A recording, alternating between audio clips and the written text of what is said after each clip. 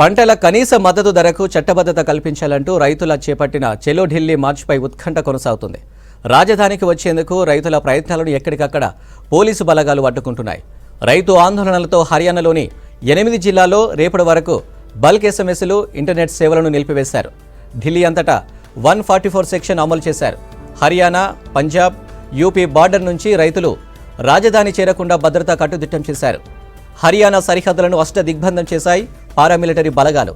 నిరసన కోసం వేలాది రైతులు వందలాది ట్రాక్టర్ ట్రాలీలతో రాజధాని సరిహద్దులోని శంభు ఏరియాలో వేచి ఉన్నారు. ఉద్రిక్తత పరిస్థితులతో పోలీసులు టియర్ గ్యాస్ షెల్స్ ప్రయోగించారు. సింగ్ బార్డర్, టిక్రీ బార్డర్, గాజీ బార్డర్లో పోలీసులు మరింత కట్టుదిట్టం చేశారు.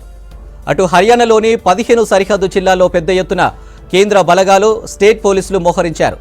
అంబాలా, జింద్, ఫతేహాబాద్, కురుక్షేత్ర, సిర్సా ప్రాంతాల్లో ముళ్ల కంచెలు, కాంక్రీటు బారియర్లు ఏర్పాటు చేశారు. సింగు, టిక్రీ సహా ఇతర పాయింట్లలో భద్రత పెంచారు.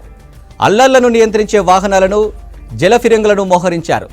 అటు రైతులు కొత్త డిమాండ్లు చేస్తున్నారని, వాటిపై నిర్ణయం తీసుకునేందుకు టైం పడుతుందని కేంద్ర మంత్రి అనురాగ్ ఠాకూర్ చెప్పారు. మరోసారి చర్చలకు రైతు సంఘాల నేతలు సానుకూలంగా స్పందించాలని సర్కారు సూచించింది. అటు చెలో ఢిల్లీ ఆందోళనకు కాంగ్రెస్ మద్దతు తెలిపింది.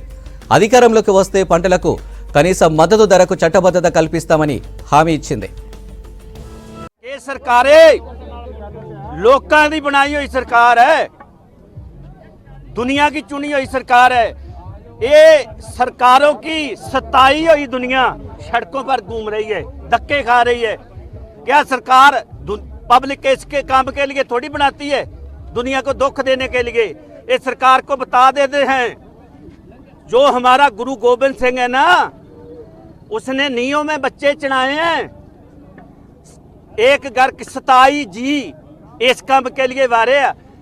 ये जो सिख राज है ना, जो सिख है, इसकी नींव इतनी डूंगी है कि गुरु गोबिंद सिंह ने इतनी नींव डूंगी डाली है इसकी, इसको कोई पट नहीं सकता। बड़े बदाली वगैरह आए हैं, बहुत आएंगे, लेकिन सिख को दबा नहीं सकेंगे।